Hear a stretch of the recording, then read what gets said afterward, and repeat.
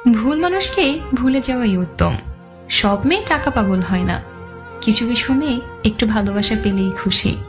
জোর করে কাউকে যেমন ভালোবাসা যায় না, ঠিক তেমনি জোর করে কারো ভালোবাসাও পাওয়া যায় না। ভালোবাসলেই ভালোবাসা পাবে এটা ভাবা ভুল, কারণ পৃথিবীটা এখন স্বার্থপর, শুধুই নিতে জানে, দিতে জানে না। নিজের বউকে তারাই রানীর মতো করে রাখে যাদের মন মানসিকতাও রাজার মতন, আর যারা বউকে দাসী করে রাখে তাদের মন মানসিকতা দাসের মতো। বাবাদের টাকা সন্তানেরা যত সহজে ভোগ করতে পারে, সন্তানের টাকা বাবারা অত সহজে ভোগ করতে পারে না। একটা মেয়ের জীবনে সবচেয়ে বড় পাওয়া হলো একজন কেয়ারিং হাজব্যান্ড। যাকে তুমি ভালোবাসো তাকে নয়, যে তোমাকে ভালোবাসে তাকে ভালোবাসো।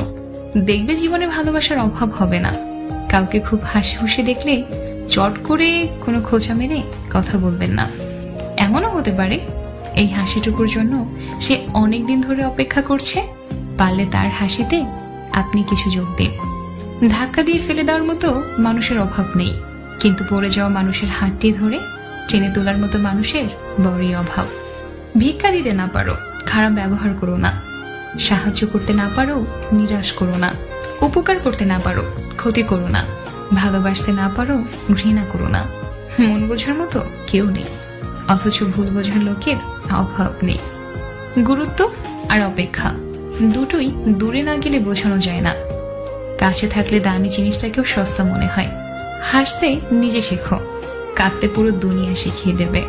প্রশংসা তুমি যত ইচ্ছে করো, কিন্তু অপমান ভেবে চিন্তে করো, কারণ অপমান হলো সেই ঋণ যা সুযোগ পেলে সবাই সুদ সমেত ফিরিয়ে দেয়।